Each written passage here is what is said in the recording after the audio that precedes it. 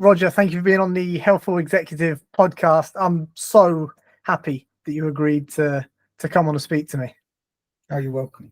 You're welcome. So for those listening and watching, I wanted to bring Roger on the podcast. Roger actually was my therapist, my counsellor for, what did we do? Maybe 4, 6, possibly 8 months together. It was one of the best experiences of my life. Despite going into the conversations with Roger initially, I, with some challenges that I wanted to work out and some new challenges, I came away enlightened.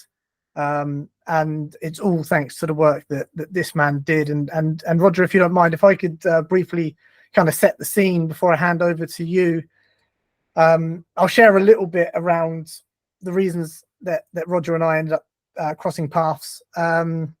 So I took a gamble in my career. I started with a brand new startup, a consultancy, and it proved to be very successful over a period of about 3 or 4 years. We went from unknown startup to market leader. Everything was great. Everything was going exceptionally well. A week before the first COVID lockdown, I flew out to Finland, met a huge client, brought on a massive piece of work, and then within a couple of weeks, the entire market shut down. And for those that don't know, it was the cruise industry specifically that I was working in. And we went from, everything looking really rosy and really great to a non-existent marketplace almost overnight. And so that left me in a situation of like, oh shit, what do I do now? I felt a bit lost. 3-4 years of agonizingly hard work down the drain. And for the first time in my life, I just felt like I didn't have the answers. And I was introduced to Roger, and the rest is history. So Roger, for those that perhaps don't know you and your work, could you give us a bit of an intro as to your background and who you are? Yeah, sure. Well, I'm 62. I was brought up in Romford, in the East End or around the East End of London. However, I've lived in Hampshire for 40 odd years. So I see myself as a Hampshire man, but my origins, one of us.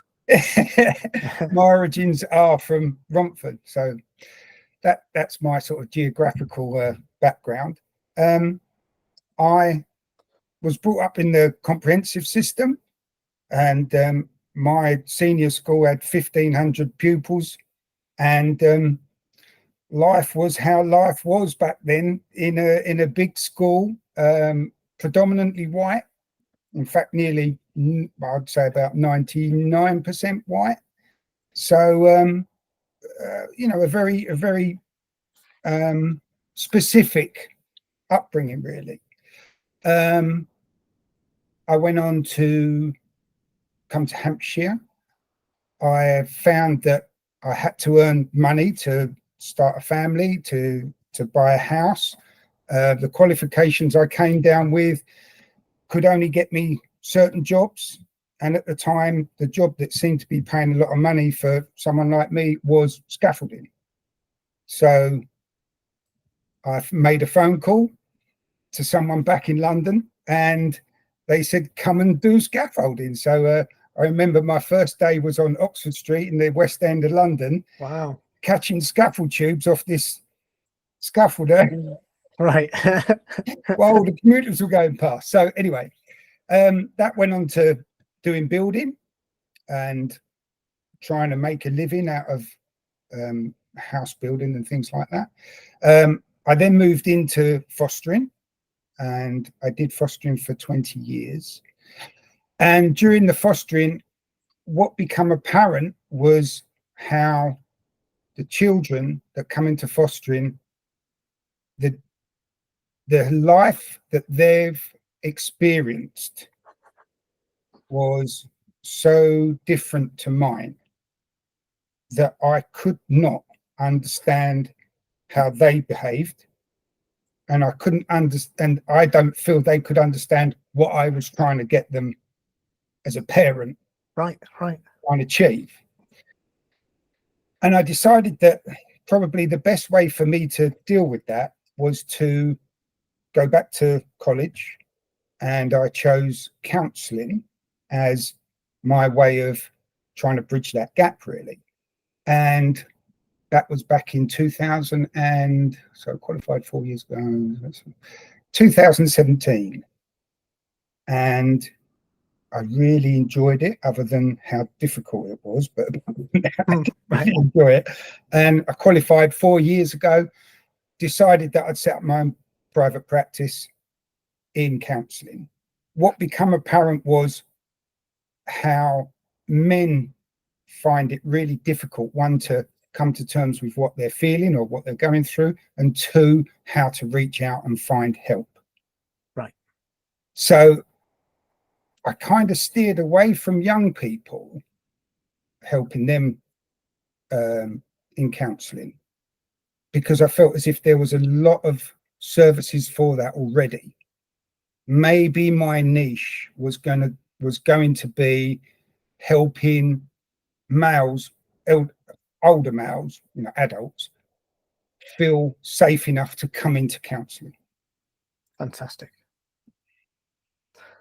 And what a great job of it you have done. And why I was so keen for you to give us a bit of a background, Roger, was because there was something, and maybe it's just me, right? Maybe I come from a very working class background, and there was something about when we were first introduced. We jumped on a call similar to this, a Zoom call, and we had a bit of a chat. And I was half expecting, and look, this is no disrespect to those out there, I think you probably know I'm going with this, but I was expecting tweed jacket with patches on the elbows, and maybe a private education, and I don't know, there's a certain image I had about what counsellors looked like and behaved, and then I found out that, oh, this guy's a real bloke, a real guy, and there was something about that was very disarming, and made me feel very comfortable, because you do have this wonderful, and I'm sure people will learn this as this podcast goes on, but you have this wonderful manner about you where you really do just feel like you're chatting to a mate. You're very approachable, but being a scaffolder working in construction, that will do that to you. You kind of have that salt of the earth about you. So when we were setting this up, we were having a chat on the phone, and I wanted to bring as much value to the audience as possible, who predominantly are the busy professional, probably largely male, with an attitude or an aptitude towards self-development. I think it would be fair to say the people that follow my content. And you came up with this wonderful concept that I'm really excited to jump in with you today. And the topic of today's conversation will be, am I stressed? Am I anxious? Or am I depressed? And as soon as you said that, I thought that's really wonderful. And if we could break those down, because we did a little bit of that during our time together, and just learning that thankfully I wasn't depressed, although perhaps I felt sad at some points during that time. So if we could jump into perhaps the first one, if we could jump into stress, again, as the busy professional audience will attest, most of the people watching and listening to this will be stressed in some capacity. So stress, what does it look like? How do we differentiate that from the others? Okay, so this is a definition that I was taught at college. I'm sure there's lots of other definitions out there, but I'll run with this one and see what your viewers think of this.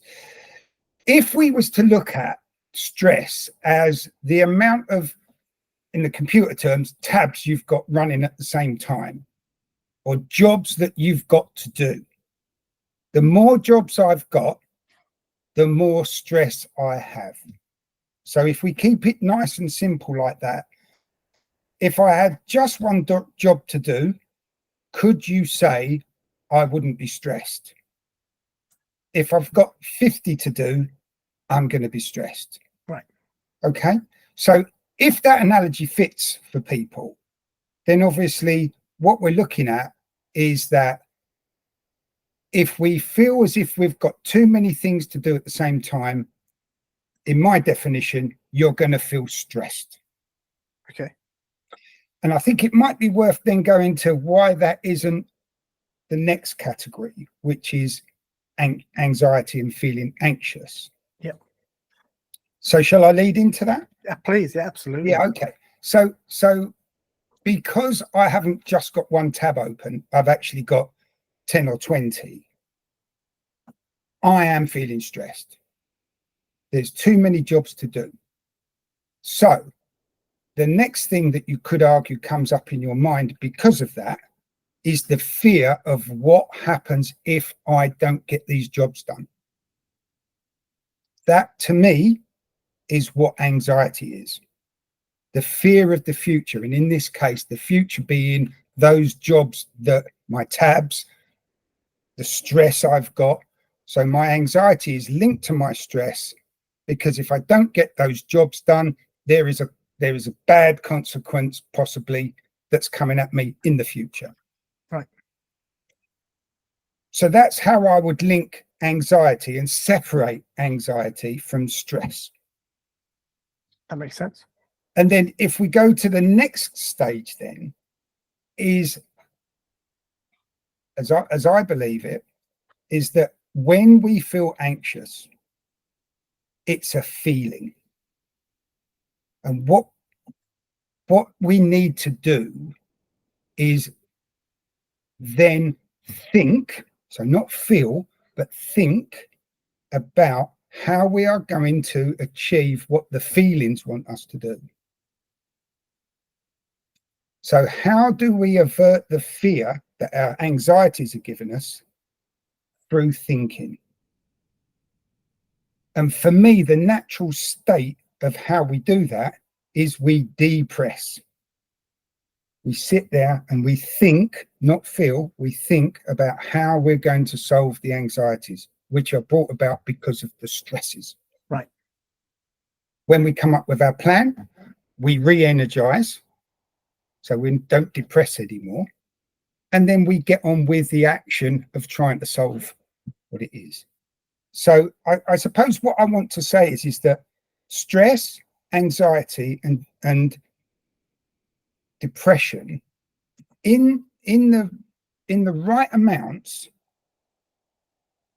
are healthy. It's right. What we do. It's when it becomes clinical that the stress is too high, the anxiety is too high, the depression is too high. Then we're outside of what's healthy for us. I'm really glad you said that, because that's something that for me, I mean, I was going to ask you, because of the type of character I am, having done See Me and Thomas International personality profiling tests, the type of nature of my personality is such that I require an element of stress. And when there is an element of stress, that's when I perform at my highest.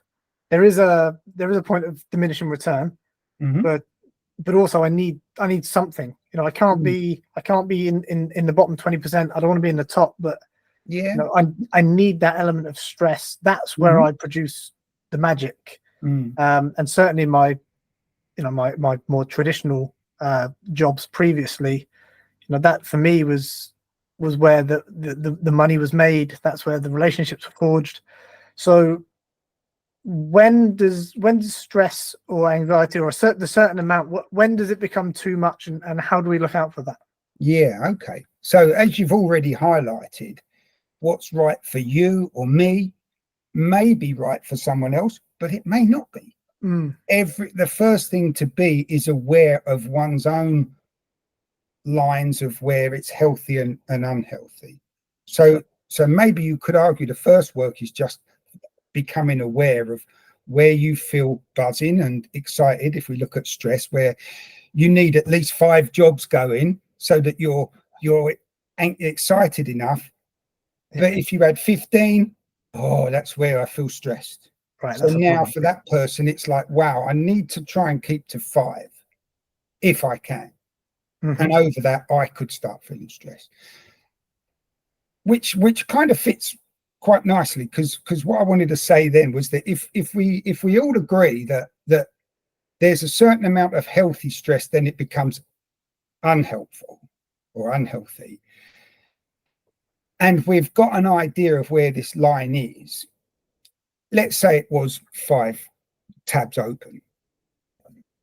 If you then was aware that you had more than 5 tabs open, perhaps the solution is then having a system where you prioritize the jobs to stop you looking at all of them and just work on the ones that are the most important. And, you know, there's books about this and all the rest of it. So for me, it's backed up that when there's too many tabs open and you find yourself getting drawn between them, prioritizing seems to be the best methodology to bring that back under control. And if you need 5 running, you can look at 5. If you need 2 running, you can look at 2. But you try and not look at the others. You know you're going to get there. Right. You get there eventually because they're still on the list, but you're working to your comfortable sweet spot of how many tabs you can work out open at one time. I love that. Have you or are you familiar with a book called Essentialism? No. It's my new favorite thing. It's perhaps overtaken the Chimp paradox, which I'm sure we'll talk about later, as my favorite book at the moment. And it's it works on the principle of less but better. So cutting out perhaps the, for want of a better term, the bullshit, the fringe stuff, the things that you feel like you're obliged to do but maybe don't really bring any value, and focusing on what's really essential and what's really important. That's been a real eye-opener for me, especially transitioning away from the professional realm into self-employed life, where we have several businesses on the go. We have an 8-month-old son. You know, there's a lot going on for us at the moment, and both my wife and I have read that book, and it's been very useful. One question I'd like to ask, and I don't know if this is a stupid question, but we're about to find out. You talked about having too many tabs open. Is there a conversation to be had about not having enough tabs open? Yeah, sure. Yeah, I think like any continuum, if you like, there's 2 extremes, and the sweet spot is having the right amount open. Right. So I can't see how that can't be part of the equation. I must learn where my sweet spot is. I don't want to be bored. I want to have enough projects, but I don't want to be overloaded and unable to deal with too many things at once. Right. What is then moving into the next step of depression? My first question, it's a double-barrel question. My first question, do you tend to find it goes stress, anxiety, then depression in terms of like this, you know, like the stages of grief? Does it work in that kind of format? And then what is the difference then from the other 2? Yeah, okay. And of course, this is only my reflections on it. Of course. And, you know, I'd really sort of value your input on it as well as any of your viewers. But that need to sit down, acknowledge the thoughts, which could be fears from the anxiety, because there's too much to do and you haven't prioritized that in a way that's hit the sweet spot. So the anxiety requires thinking to work out a plan. So if you imagine the depression as the area where I can sit and try and plan what I need to do in a healthy way, then obviously once the plan has been logically thought through, we go to action. Right. And we get on with, I know what I need to do. I work best with 4 tabs open, no more. So I look at my 9 tabs and go, okay, this is the most important one, down to 9. This is the least important one. I will be doing it. Yeah. But I need to prioritize this. So I can only work on 4, then my top 4 for this second or this minute or this hour or this day. That's what I'm working on. Hopefully then that relieves the anxiety. that therefore needs no plan now, because you've got a plan and it's working, which should elevate your energy levels so you can get on with the job. So remind me of your question again. So, in terms of a continuum of feeling stressed, feeling anxious, and then feeling depressed. Yes. Where to the point where people that maybe don't want to leave the house, or they can't get out of bed, or they have dark thoughts. Yeah. Do you tend to see it happens? Do people go straight to depression, or do they tend to work through stress, anxiety, and then into depression? Okay, so in the instances of someone who's relatively healthy generally, I would say that it's very sequential. You need the stress to create the anxiety, which leads you to need to think about how I'm going to plan to get rid of the stress or to cope with the stress. Obviously, if we start going into the other realms of clinical depressions and things like that, then there's a lot more factors that come into play. Right. So I think from a sort of work environment, if this sort of simplistic model doesn't work, is the question, what else is contributing to either the stress, contributing to the anxiety, or contributing to the depression? Is it not just my work? Is it something else that I haven't perhaps been aware of, or I am aware of, that is actually amplifying the stress, anxiety, or depression?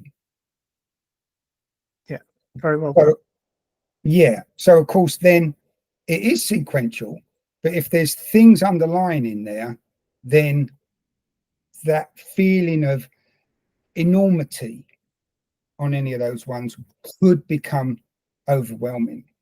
Right. And that in turn could then become depression. Yeah. Understood. Yeah. I think that the explanation of depression that I like the most is again in that minor state, in that healthy state. It's about thinking of a solution, allowing yourself that de-energized time, right, to come up with a plan to move forward. There we are. That's sort of nice and straightforward. Yeah. If we can't come up with a plan, we've sat there in our depressed state, healthy depressed state, and haven't come up with a plan. We can't move forward. Right. Does that feel like that hole that you end up in that deeper depression because you just can't come up with a way forward? Yeah. And that's generally what you tend to hear with people that are clinically depressed is terms like, not being able to move forward, not being able to see a way out of the hole. Yeah. And that seems like a really scary place. Yeah. And I think the one that gets maybe confused the most is anxiety and depression. Mm-hmm. And this is again purely anecdotal. I've got no education on this, but maybe people don't want to leave the house or they don't want to get out of bed, not because they're depressed, but maybe because they're anxious to face whatever it might be. The fact that they are underperforming at work and therefore they're anxious about getting called into a meeting with their boss, or so I think the fear. That's the fear of the future, the fear in the future. Right. And then if you ask that person, so what's your plan? And they go, I don't know, I'm just caught in the fear. Right. Then you can see where it's going to head. That's very interesting. So really, I guess a huge tip from what you're saying is, as soon as you're able to kind of catch, I'm feeling stressed or I'm starting to feel anxious, is to really the first thing you need to do is start planning. Because if you don't, it will very quickly landslide into depression, unhealthy depression. Yeah. And I think what's really important is how anxiety is a feelings based, so it comes from our feelings part of our brain. Right. Yeah, really important. That's a really useful, powerful thing. And our planning comes from our logical prefrontal cortex part of our brain. Right. Two different parts of the brain. And what I often see is people who have anxieties, like we all do, Of course. and they use their feelings part of their brain to try and come up with the plan. It's not meant for that. Right. That's a fantastic analogy, or a fantastic description. People trying to feel their way out rather than think their way out. Yeah.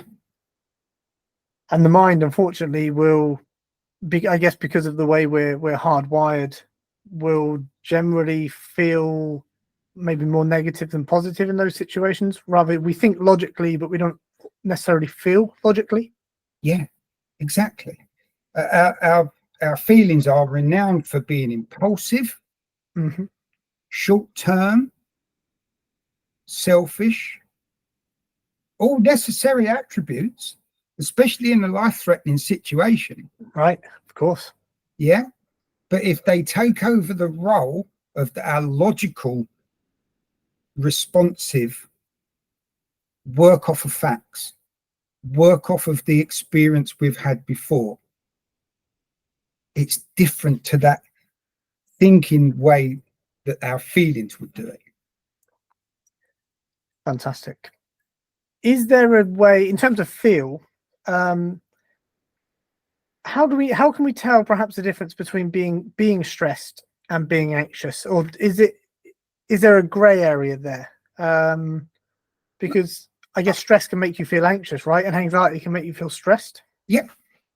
Well, okay, let's if we look at that, if our yardstick about stress is what am I fearing? So fear is the anxiety. That's in my world. That's in my definition of it. Okay. Yeah. So an anxiety, a fear, isn't a stress. The stress is I've got too many things to do in too little time. Right. Everything else is not stress. That's how I'm seeing it simplistic. And I'm trying to keep it simple. I'm trying to keep that sort of Einstein idea that if you don't understand it in its simplest form, you probably don't understand it. Yeah, no, I think these analogies are brilliant.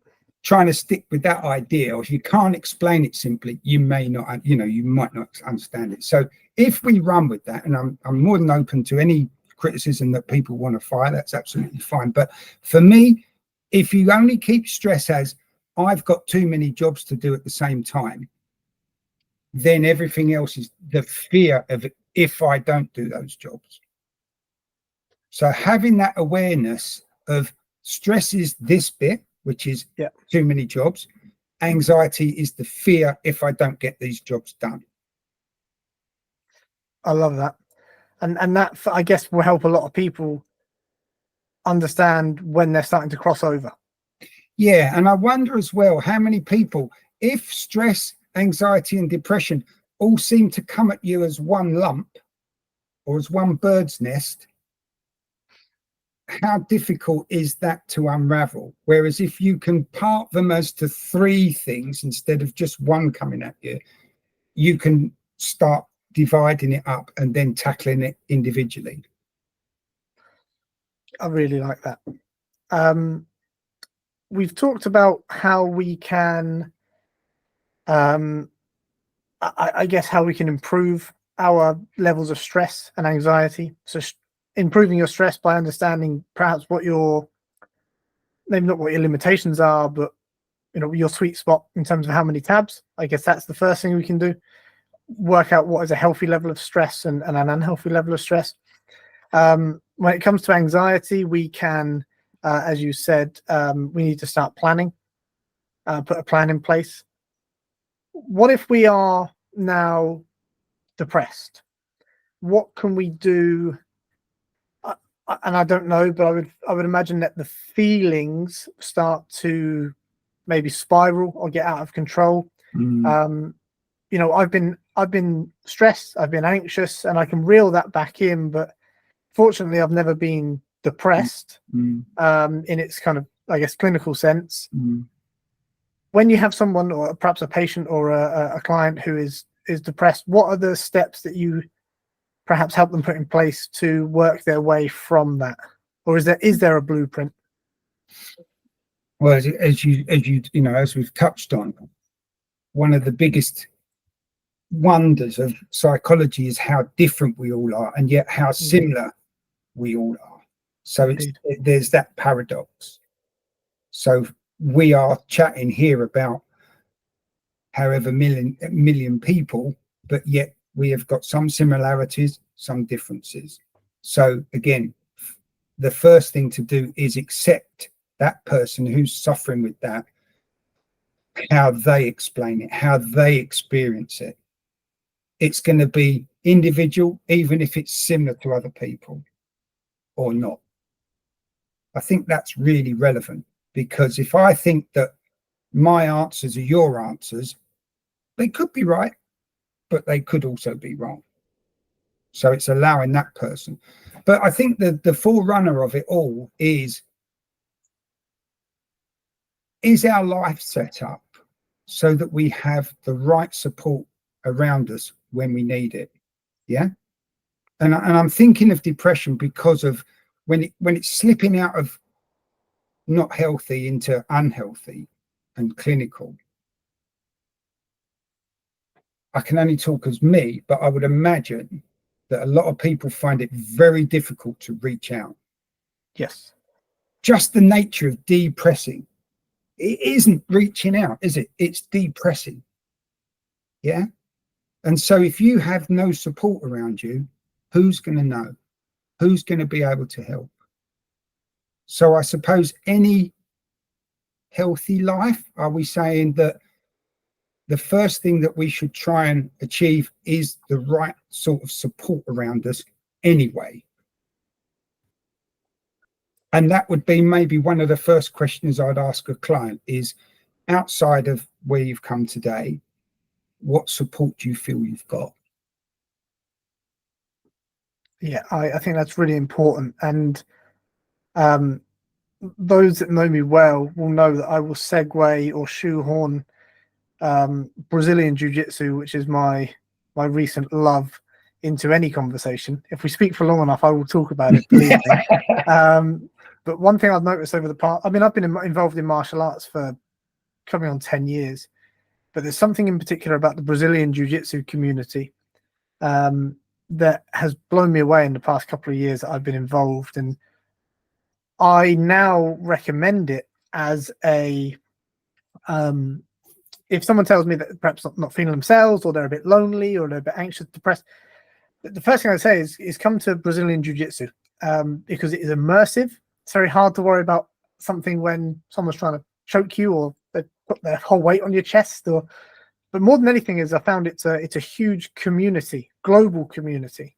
And I don't necessarily think it needs to be jiu-jitsu, as much as I'd love to promote it. If you perhaps don't have a family around you, a particularly large group of friends, maybe going to, I don't know, an art class, or joining a five-a-side football team, or how important do you think it is to build a community around you, to manufacture one, perhaps if you don't have it in terms of immediate family and friends and partner? Yeah. I think it's relevant to start from the point that so many professionals would agree that we're not an individual type species. We're just not. We are a tribal species. We thrive in a tribe, not as an individual. And I love the Sapiens book, because it says when we were back sort of 500,000, 1 million years ago, the very primitive Homo sapiens, in the grasslands and the savannas of Africa, we was too small to take down most animals. We was too weak to fight off most animals. We were heading for extinction if we stayed individual. We only become what we become because we realized that working as a troop or a tribe worked. I love that. It's like the Rudyard Kipling quote: the strength of the wolf is the pack, and the strength of the pack is the wolf, or the other way around. Yeah. And it's a great example. Actually, just to bring your attention to this item over here on my left, that's so Sapiens is behind me. Brilliant book. That book blew my mind so much that I couldn't quite fathom the numbers. I'm going slightly off on a sidebar here, but I couldn't comprehend X amount of million years. Especially we're here for, if we're lucky, 80 to 100, and trying to comprehend these millions. So that is a mosasaur tooth found in a quarry it's a fossil of a mosasaur tooth found in a quarry in Morocco, and it's 70 million years old. And I just had to buy something just to kind of anchor me to that. It's a really geeky thing, and I've shown a bunch of people, and no one really gives a shit. But yeah, a wonderful book, but a great example about our tribal nature and our tribal instincts. Yeah. So I wonder if we look at that model, there we are in our tribe, doing well, encountering problems and solving them. So we have stress in our tribe. We feel anxious about it. We sit and plan. We resolve. Then suddenly one member seems depressed. Surely it's the other tribe that goes, what's wrong with her or him today? That's what I mean by support. Depression takes us out of our social standing and our social group. It's our support network that can realize that and can help historically. Yeah, I think that's absolutely right. And actually, just to add, funnily enough, something I was listening to this morning, a brilliant author called Sebastian Junger. He wrote a book called Tribe, funnily enough, and he was given an example that we are one of the only species that attack and defend together. So he was using the example of primates. When they're going on the attack, they go as a group. And what you tend to see in primate colonies, or when there's rivalries, is when a rival gang or tribe makes their way into your camp, they will try and isolate one chimp and take them on 10 versus 1 or something. And although chimps attack together, no one will come to that chimp's rescue. They'll all disappear. Yet with humans, our nature is to run to support and run in and help. So we are protective. We're a protective tribal species by nature. Yeah. So I think you've really touched on something there. So okay, so we talked about having a good group around you. What else would you be looking at with someone who's suffering from depression? What other questions would you be asking them? As well is that if you're at the point where you can start re-energizing, coming out of your depression and trying martial arts, coming out and trying a group, I think the problem that you're going to often encounter is that once you get out of that sort of healthy depression that allows you to plan, and you get into clinical unhealthy depression, is that somehow, I sometimes describe it as you need a pump primer. You've lost that link between the hole you're in and being out of the hole. And so we've spoke about how our tribe, our support network, could play an important role in that. Someone who will come down in the hole, someone who will offer a ladder, come and sit with you until you're ready to come out. They won't come down and drag you out of there. They'll come down and sit with you until you go, do you know what? I'm so grateful for whatever reason. I feel ready to come out now. That sort of thing. Then, of course, if you feel as if that's not working, you haven't got these opportunities to get out of that hole, to come back into above the line, then there's obviously the medical side of things, which again, coincidentally, most of our antidepressants are serotonin based. And where do we find serotonin in the natural world? When we get respect from our tribal members. It's a great point. It's a really good point. Can I touch on something that you talked about there, which I would love to be better at? I mean, I had a friend reach out to me recently telling me he wasn't doing so good, and I'm so proud of him for it. and he's actually working with a therapist at the moment and making great progress. And so it's a really positive story. But I am so proud that he could reach out, and I'm very grateful that he did. You talked about the person that's going to go down on the ladder, or go down the ladder into the pit and sit with you until you're ready to come out. How can we be a good companion? Because we mean well when we say things like it'll be fine, or cheer up, or it's not that bad, but it's not great advice, right? So and one thing that, just again to double barrel, one thing that you did exceptionally well when we worked together is you were very good at, when I would finish speaking, you would leave an extra gap before you spoke. And part of that, I imagine, was you processing the what I said and thinking about a sensible response. But also that allowed me time if I wanted to tag something onto the end. But you really waited until I was finished. You weren't in a rush to jump in, and I really remember that. So my question is, how do we be a better companion? How do we help somebody who is perhaps depressed? What are the right things to do versus perhaps mistakes that we make with the best intentions? It feels like a really tricky question, because it's so individual to the different people, the skill set, the experience. I mean, I'm thinking as we're talking, imagine if the person going down into that cave to see the person who is depressed has got a family history of depression. He's experienced with it. He knows how his dad was. He knows how his brother was. He knows how his granddad was, whatever. That's so different to someone who's comes from a background where they just haven't experienced it. It's not their world. What's wrong with you? That sort of thing. Yeah. So it's so individual. It's so the thing that the college angle of counselling would be saying is it always starts with listening.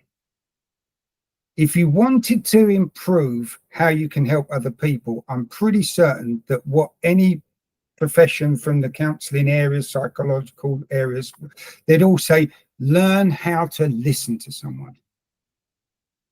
Really listen to someone. Okay. And in terms of advice, tread carefully, tread gingerly. There's a whole type of therapy, person-centered it's called, and it's developed mostly by, or headed up, I don't want to get this wrong, but it's Carl Rogers. It was the person, the sort of famous person attributed to it. And his belief was that people have their own answers already. They just need the right environment to get it straight. They go in that hole to try and find it. They can get stuck.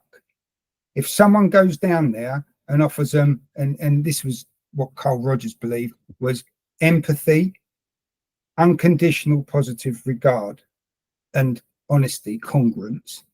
His belief was that these three things, if you could provide that to another human being, you're giving them the right environment for them to work their plan out, to work their issues through. There's arguments for and against, but if you look it up, it's quite a powerful concept. Can you give me that again, Rod? What was the name of it? It's person-centered therapy. Person-centered. And it's Carl Rogers.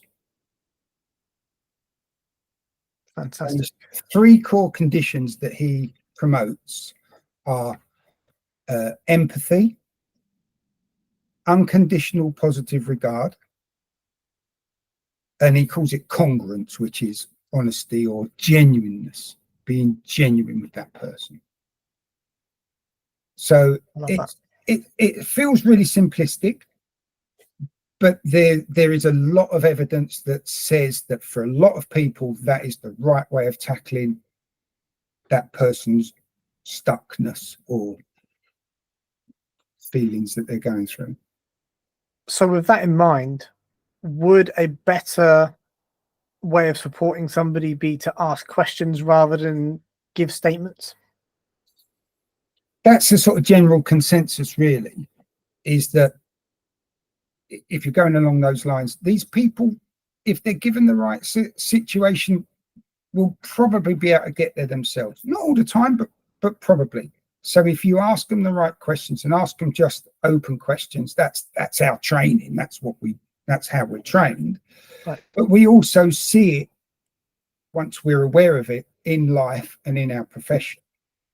That if you give closed questions, if you're not prepared to listen, you get such a different reaction from people than if you stay open and just allow that person to talk and you properly listen.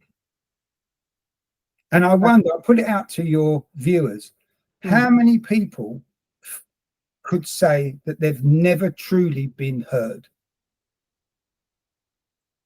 There's always someone cutting across, yeah, but. That's okay saying that, but you need to do this. When do we actually feel really heard?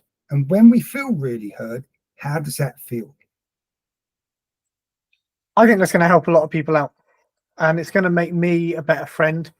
And I really hope people put that into practice, because it's hard, isn't it? You know, it is difficult when somebody comes to you and you're like, I don't know what to say about this, especially if you're not expecting it. I'm sure I've done it before, but you know, maybe we meet up with a mate for a pint and we ask how things are. And as blokes, we kind of expect a standard response of I'm fine, or yeah, things are good.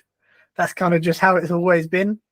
And then they hit you with some shit and you kind of go, oh, I didn't.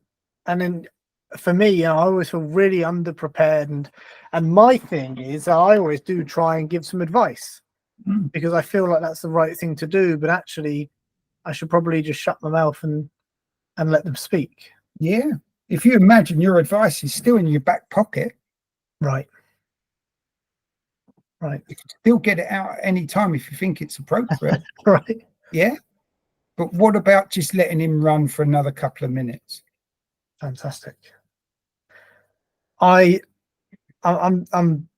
so happy with that piece of advice, and I'm certainly going to use it myself, and I'm sure that's going to help some people, because it is incredibly difficult. We don't know, you know, again, comes from good intentions. We just want to help, but maybe if we just shut up for a moment, that would help a lot more than, you know, the grass is always greener, or there's plenty more fish in the sea, or you know, the usual shit, because that never helps, truthfully. Okay, that's tremendous. What can we be doing perhaps on a daily basis to try and stay ahead of the game, in terms of stress and anxiety and depression, whether it's daily habits or weekly things or morning routines? What could we be doing in that regard?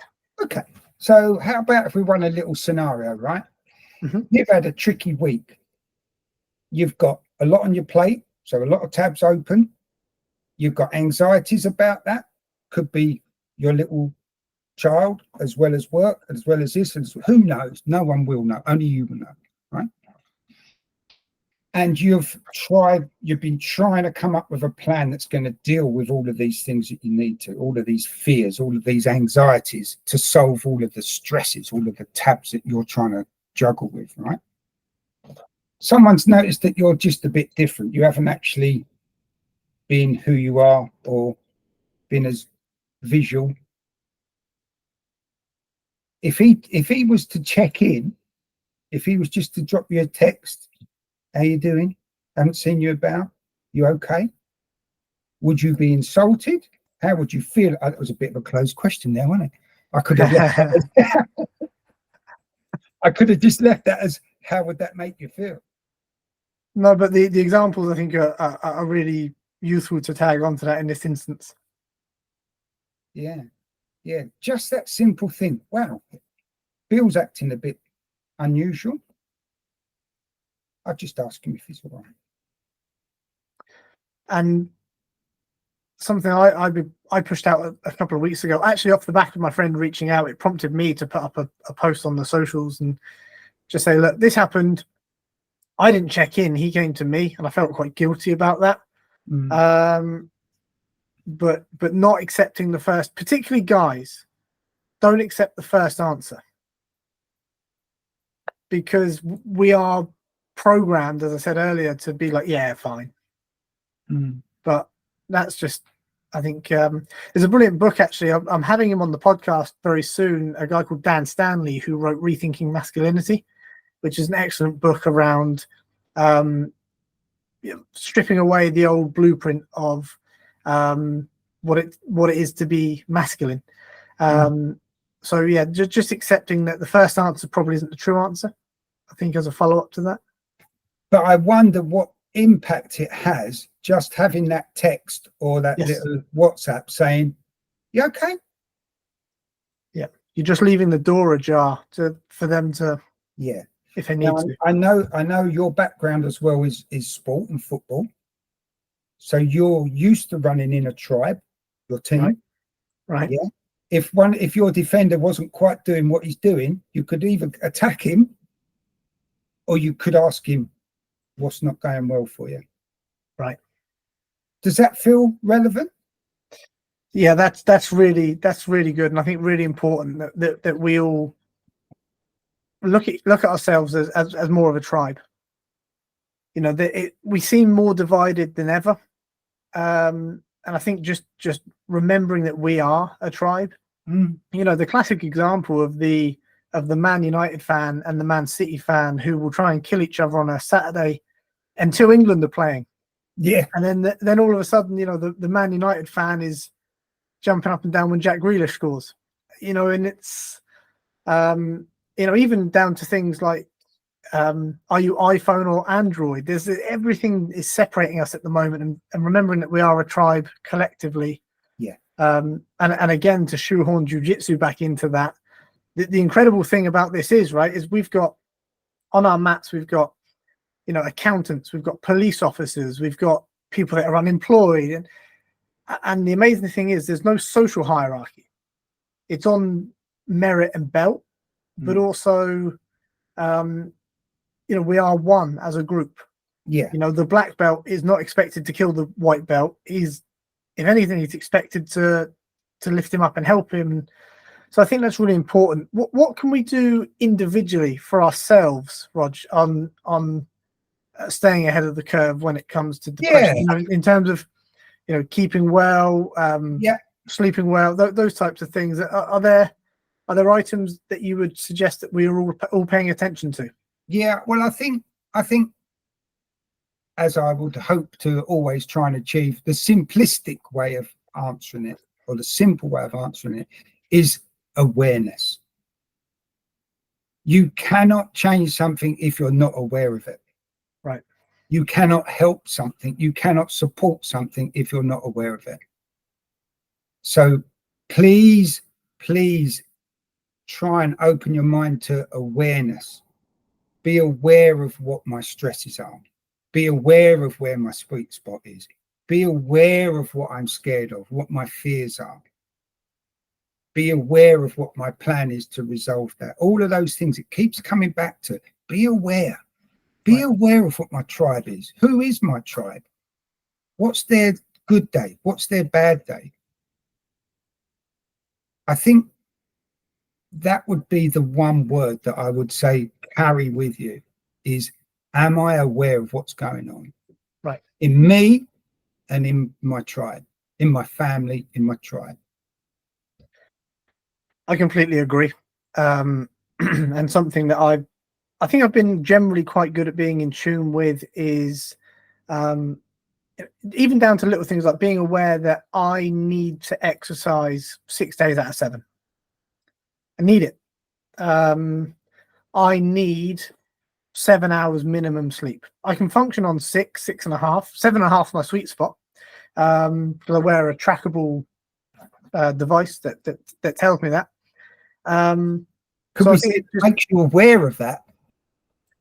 It does. It does absolutely, because what tends to happen, I don't know if I can show you this and how people listening to the audio version won't get any value out of this, but what it does is it tells me my recovery, tells me how long I slept, where I was in terms of REM and light, and how many times I woke up, which is happening more and more regularly with an 8-month-old. But actually, yes, just in terms of having something like this has been incredibly valuable for making me aware that it even tracks my stress levels, my respiratory rate. So I'm absolutely with you on that, being aware of what makes you tick, and perhaps even what makes you happy. I mean, there's a fantastic study done on employees of IBM. I don't know if you've come across this in any of your work, but it was absolutely fascinating that employees that made it home in time for dinner with their families were more productive than employees that didn't, regardless of how many hours they worked. So having something, a tribe to go home to, making sure they were there. People that were missing dinner with their family were less productive than those that were having, even if the people that went home to their family did, say, 6 hours, and the people that didn't go home to their family did 8. The tribe were more productive than those that weren't. So I think that's a really interesting statistic as well. Yeah, it all does seem to come back to awareness. And again, even if people disagree with what I'm saying, as long as they have their awareness of what their world's like, then it doesn't matter what I say. It doesn't matter what's right or wrong. It's what works for them. Where is their awareness? What do they need to be aware of? Yeah, I completely agree. On that subject, I was coming to the end of a very special book when you and I met, and we were able to leverage it in our sessions. The Chimp Paradox. One of the most important books I've ever read, and I recommend it to clients. I recommend it to friends, and the feedback I get from it is tremendous. That book talks about, I suppose, in some sense, awareness. Awareness of whether it's you that is reacting or responding. You would perhaps do a slightly better job of this than I would, but for those that haven't read it, because I know you're a big fan of it, could you perhaps give us a snapshot of the Chimp Paradox concept? Yeah, I'd love to. So again, the thing that feels really right for me is from what I've read from other books like Sapiens and stuff like that. And the starting point for me is that nature doesn't scrub stuff out and reinvent itself. It adds to. So if we look at our evolution back, we all go back to bacteria and viruses. So nature adds something to a virus, that it becomes a bacteria. Then it carries on and carries on. So if we look at where we've come from, we have still got a lot of reptilian traits about us from when our ancestors were reptiles. We've then moved through that reptilian stage into mammalian stage, where we've now become mammals. So we've got this extra layer over the reptiles that is mammalian, which gives us an extra layer over and above the reptiles. Right. Then if you look at the primates, they've got another layer on top of mammalian, which is why how they are and how they're different to other mammals. But then, of course, if you take the belief we're at the top of that ladder, we've got another layer on top. So to put that into sort of more everyday things, our emotional side is still very similar to the primate emotional side. That was already in place when we evolved above or out of primates. Right. Very similar. The difference is, if you look at the primate forehead, it basically starts at the eyebrows and goes back. but the emotional bit that we've got is still in there. That's in there. Right. So what we've evolved is this amazing prefrontal cortex bit. So I'm not a neuroscience scientist, and this is only my definition of it, but it works for me. So we have been given by our evolution this emotional working brain. But what we've got over and above the primates is this logical prefrontal cortex. Now, the good news that brings is that we've got an emotional ability and a logical ability. The problem is if they don't work together. Right. Yeah. Is that where so many of our problems come from? So if you imagine a primate is more driven by emotional thinking and emotional reactions, we can do that. But is the thing that lifts us above that the fact that we can respond with logic and experience? And so how often do we react emotionally and then go, I really regretted that. I shouldn't have done that. I should have thought carefully. I should have responded instead of reacted. I should have used the facts and the experience that I've got to make an informed decision rather than an emotional reaction. Yes. I think that's a great example, a great overview.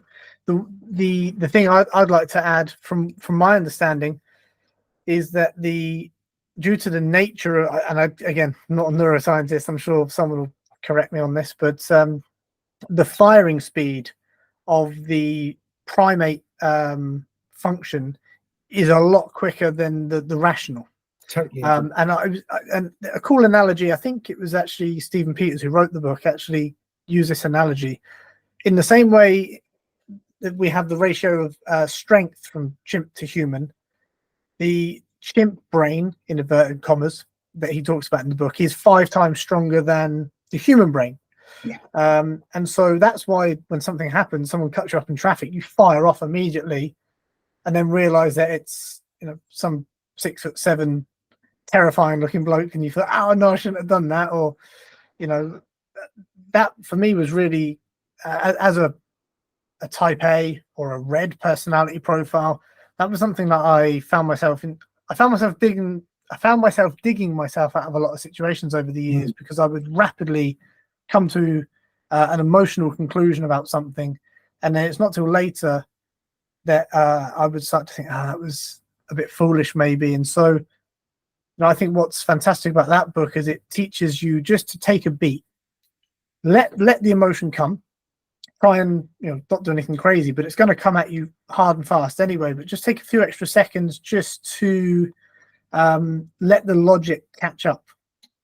Yeah, was how I took what was in the book. So I don't know what your thoughts are on that. No, definitely. And again, when we to relate it to the stress, anxiety, depression, if we allow us to split the things into 3, we can be more concise with our awareness and understanding.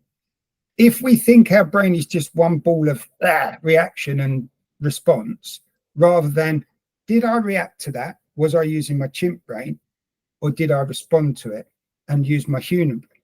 We've now got a choice. We're now allowing that awareness that our brains are responsible and act in different ways. What bit do we want to use to get our best outcome? And that's what I love about the model. It's not saying that this is the truth. You haven't got a chimp brain in there. You haven't got a human brain in there. Yeah. But it's a model that allows us to be more aware, to make better decisions for us as well as for everyone else. That's what I love about the model. Yeah, I agree. And it's actually allowed me so me and my wife have this saying in our house when perhaps we are getting emotional about something, that we'll say that's your chimp talking. Yeah. And it's actually now become like a buzzword in our house where we can catch it early. And it really helps if someone can catch it for you. Yeah. We used to say control your chimp, but that's a bit aggressive. And especially if you're a little bit fired up and someone says control your chimp, you control your fucking chimp. You know, it gets a bit confrontational. But if you just say that's your chimp talking, Yeah. you know, for us that became a really useful buzzword in our house. Yeah. And there's so many things that we could talk about with that model, with that whole model. And I'd like to keep it really relevant to what we're talking about today. But yeah, I think something that I feel really passionate about is that it can feel as if the chimp's the enemy and the human is the good guy, right? I've said it to a lot of people, and it still makes me feel emotional. That chimp loves you more than anybody else or anything else in the world. It's genuinely there for you. Yes. It gets shit wrong, but it loves you more than anybody else in the world. That's a great way of looking at it. You're absolutely right, because all it wants to do is keep you safe. That's all it wants to do. It wants to do right by you. It gets it wrong, but it doesn't want to. Right. It's just a chimp. Motion in the voice, yeah. And imagine, so see if this analogy works. So you've got this great big powerful Rottweiler dog.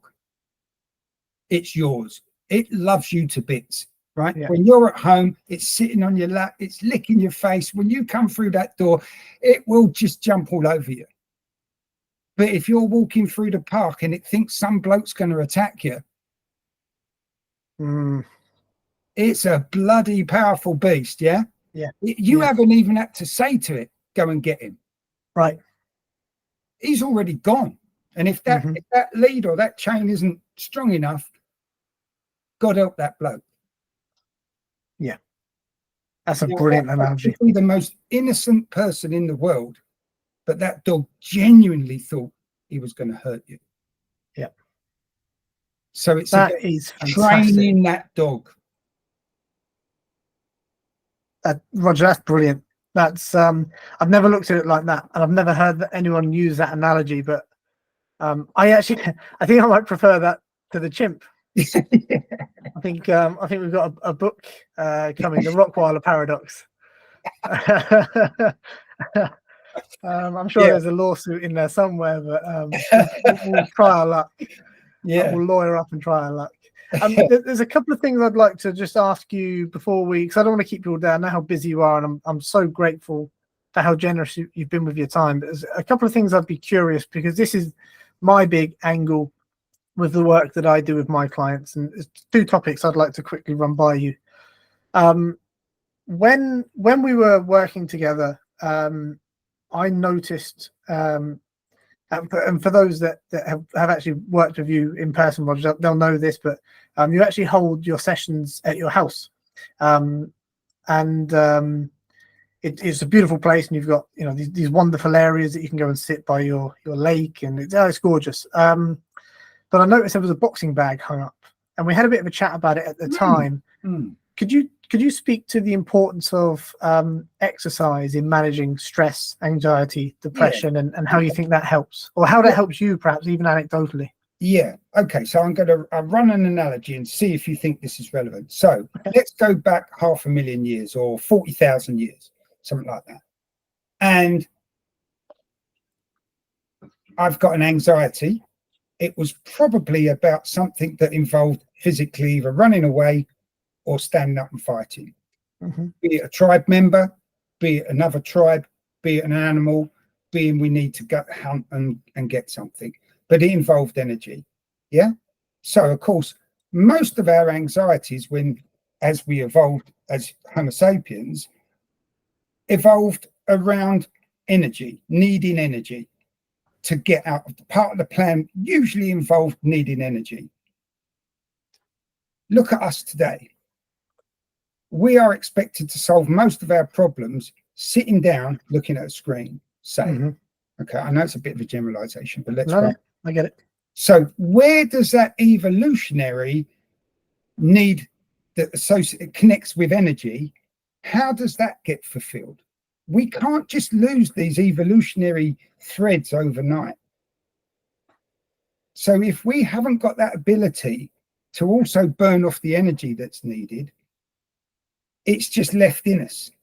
Mm-hmm. So I know there's more than one angle to this, but that's the sort of angle that I'm coming at, is that we evolved, that part of our problems usually involved our fight and flight, our generating of energy. If we don't burn it off, where does it go? Does it do something dangerous to us? Does it do something disruptive? So again, does it help if we can't use the energy in the old ways, that we're going to attack something, or we're going to kill something, or we're going to build something? If we've at least got a chance of burning that energy off, does it make the job complete? Does it make the plan complete? Does it seem like the plan's been completed better? So that's one reason of it. And again, there's lots of other things that I'm sure your viewers will be shouting at the screen going, yeah, but what about this? And what? Fine, I'm really open for all of that. But also there's like the distraction of it and things like that. There's other things as well. But I think that evolutionary association with problem solving and energy needed is what anger's about, is what planning's about, is what anxiety's about. It's all about, I need the energy to get the plan done, to get the thing out the way. And that's why maybe when we do feel depressed, whether it's that healthy depression, whether it's that unhealthy depression, we don't feel like going down the gym. We don't feel energized enough to actually have the power to do it. And so when someone says, just go down the gym, you'll feel a lot better. It's like, yeah, I'll get there. So I hope that answers that question. Feel free to say if it doesn't. No, I think that's a really interesting take on it. And I think it might have been Chris Williamson, who has a fantastic podcast that I'm a big fan of, Modern Wisdom. And I take a lot of inspiration from. He talked about life being so sedentary now that in order for us to get our fix, we have to go to these big air-conditioned rooms and pick heavy stuff up and put it down in the same place to replicate, those ancestral kind of needs and wants. So yeah, I think there's a lot of truth in that. The second thing would be, and I'm huge on this, and I think where I make my money is through the management of people's schedules, more so than, I write people training plans, nutrition plans. My view is I manage people's performance through their holistic wellness, so exercise, nutrition, sleep, and of course mental health. But really all I do is I'm kind of a glorified PA. I just manage people's schedules. If they're traveling a lot, I look at how we can plug it all in. And I'm banging on about this on social media all the time, but it's a non-negotiable for my clients. Every Sunday we get in front of the calendar, and you can text me, you can WhatsApp me, you can call me, and you can say to me, Rob, I'm out of the country Monday through Thursday. How do we get this done? And what we do is we look at, okay, cool. The gym you're staying at's got, the hotel you're staying at's got a gym, or it hasn't, or, we look at how we can work it all in, because they know they'll feel better, they'll perform better if they're ticking all these boxes. So every Sunday, without fail, my clients, and myself included, I get in front of the calendar and I look at what's going on that week. If I don't, or if I'm sloppy with it, I tend to find I'm more stressed, I'm more anxious, because I'm rushing around. I've got to try and fit a gym session in because I know it's going to make me feel good. But shit, I've got work to do. And so I think this actually comes right back to the beginning of the podcast, where we talked about having a plan. How important do you think diary management is, or getting in front of your calendar on a regular basis to iron things out is? Yeah. I all I kept hearing while you were saying that was, I need to organize my tabs, otherwise I'll be worried. Yep. So I'm planning to prevent the worry that organizes my tabs. Yep. So I'm thinking, what other example do you need that proves that stress is getting our priorities right, getting as many open as I need, must find my sweet spot. I need the gym, I need this, I need that, but I don't want this, and this. So if I sit there, become aware, program them out properly, I don't get the anxieties because I've not got the fear. Right. I'm really glad you agree. It's something that's been incredibly important to me and super valuable.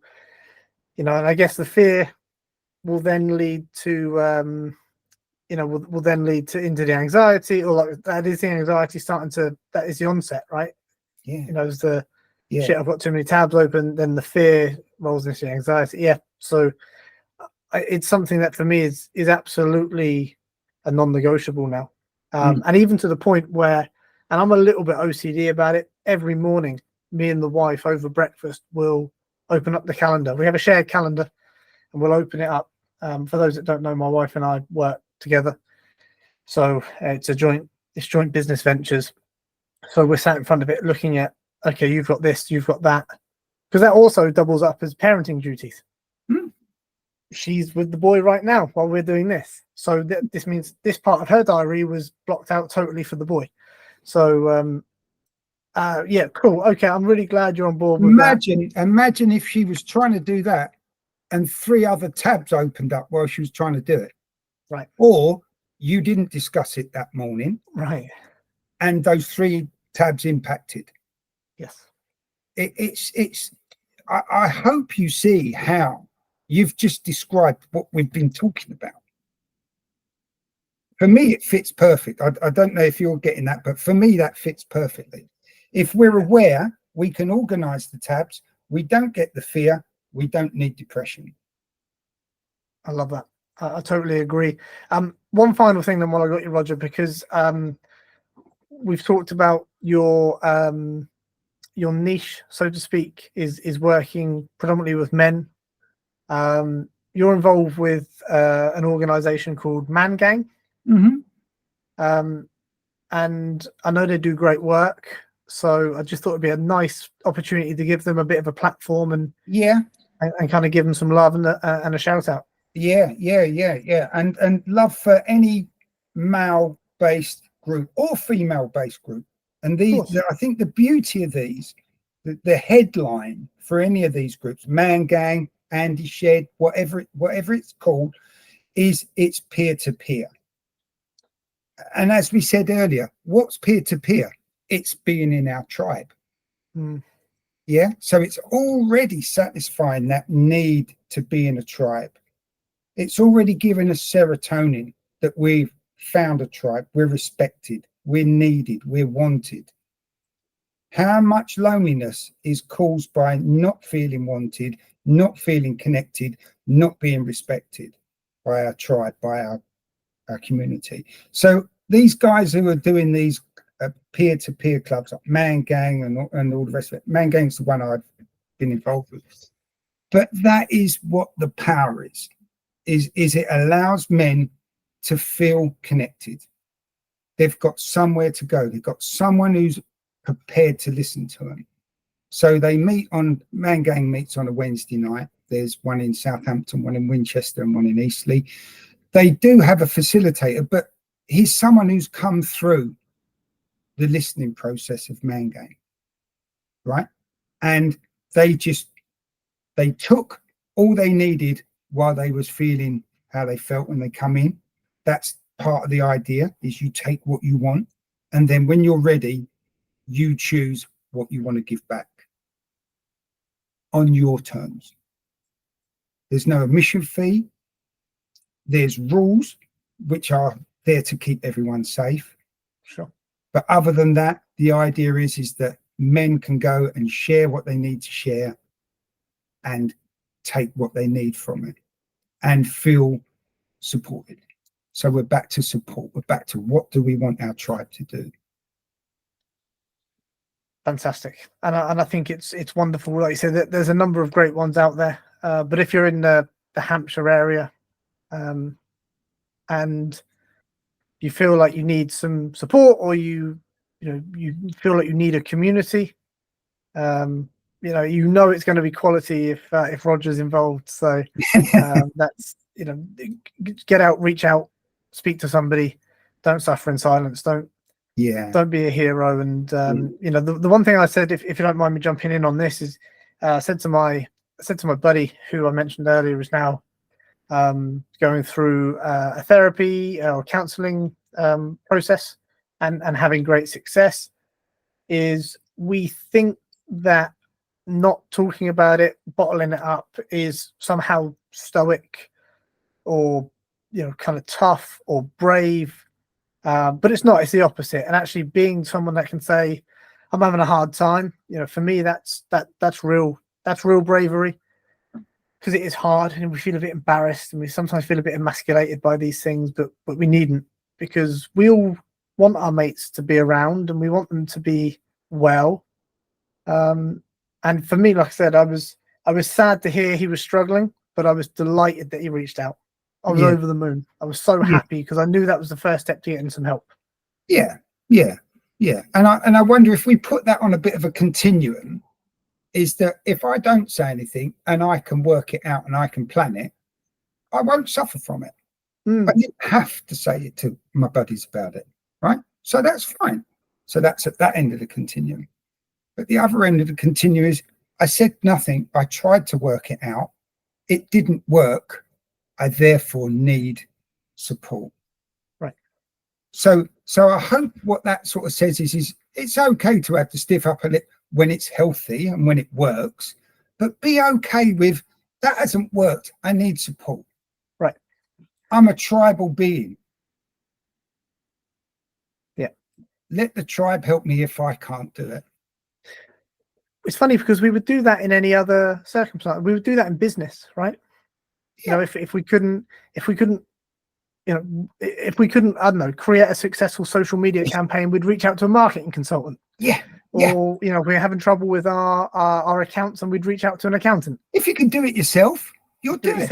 I had this great vision while you were saying that of me in my O levels back in 1977, right? Right. If I knew the answers, I don't share it with everyone else. I just crack on. Right. If I was stuck, I might go, what's that? Right. Yeah, it's a great example, and it is really true. If you can do it yourself, and I think there's some value in terms of a learning opportunity to do it yourself to a degree. Yeah. Independence within your tribe. They're both really important. They're both really powerful. Yes. Yeah, we want to be a great swordsman, but yet we want to be in the army. Yeah, I want to be a great defender, but I need to be in a good football team. Right. Or goalie. Yeah, well, yeah, that's lonely in itself. Don't be a goalie. I did that for way too long. That's probably where all this started for me. Roger, this has been amazing. I'm so glad that we got to share one of our conversations with the world. I really think you would have helped a lot of people today. If nothing else, just to recognize, like, oh shit, that's me. I'm feeling that kind of way. Or maybe somebody was out there looking for an answer and they found it today. Or even as much as thinking, oh yeah, like a men's group that could work. So I think this conversation has been littered with useful analogies and pointers and tips. And so I'm incredibly grateful for you as a person. As I said when we jumped on the call, I'm incredibly fond of you, Roger, and I'm very grateful for what you did for me. And for those that are listening or watching, how can they find you, reach out if someone's in a position where they feel they need some help? How do they get hold of you? Yeah, okay. Well, if it's really urgent, you've got Samaritans, you've got other emergency services. I call them emergency service, but high trauma or high stress level organizations. Reach out. They're very professional. They do know what they're doing. They will try and help you. So you've got that level. If it's more acute, I think that's the right word, then I'm on downtoearthcounselling.com. That's my website. You're more than welcome to reach out and ping me an email from there. My phone number's on there. My email address is on there. Again, I think what's really important is that if your listeners are feeling strong, reach out to someone else. See if they're okay. just give them a check if you're feeling strong. If you're feeling weak, think about taking on support. So there's a double edge there, is if you're feeling good, how about checking your tribe members are okay? If you're feeling bad, how about getting some support from them? What you want, your support in your way. 10 out of 10, as always, Roger. Thank you, mate. I'm incredibly grateful. I'm so happy with how this came out, and like I say, I'm sure you're going to help a lot of people. So thanks again. Well, it has been a pleasure, and that's a really genuine, heartfelt feeling. It has been a pleasure. Likewise. I feel quite emotional about it, but the difference between seeing someone suffer and seeing someone reach the right help is so amazing. If me or you can help one person, it is truly amazing. I completely agree, and seeing, you know, I can see and sense the emotion, and for me, that's why it worked for me working with you, right? Is I'm going to tell a very sad story here just to finish off, right? I wasn't gonna mention this, but I think it's testament to you as a therapist and as a counsellor. I don't know which term you prefer, but during our time working together, my wife and I got pregnant, and I came and told you, and I said, you know, things are good this week. I'm going to be a dad. And then 2 weeks later, I had to come to you and say, I'm not going to be a dad anymore. You know, Bex had a miscarriage very early, but a miscarriage nonetheless. And I watched a tear roll down your cheek. And I'm sorry to do this to you on camera, mate. But I think that's a sign of somebody who genuinely cares and is genuinely passionate about what they do. And that moment will stick with me above most of the things we discussed. And that was always the thing I was really, I guess, turned off by the idea of a counsellor or a therapist, is that they kind of sit there in their chair and they peer over their glasses at you, and they're kind of almost robotic, you know, and with you, you know, you're, as I said, you're a real guy, and you know, you wear your heart on your sleeve. And so I'm telling you guys, if you are in a place where you feel like you need some help, Roger's your guy. Reach out where you feel comfortable, but you won't go wrong with Roger. So on that note, mate, thank you again. You know, I think the world of you, and I'm so glad we got to do this. Yeah, I really appreciate it, and I think the world of you, and I wish you every success, obviously. And thank you for putting things like this out there. You reach people that I can't. So what you're doing is very important, and I appreciate it. Praise you. Thanks, Roger. Good man. Lots of love.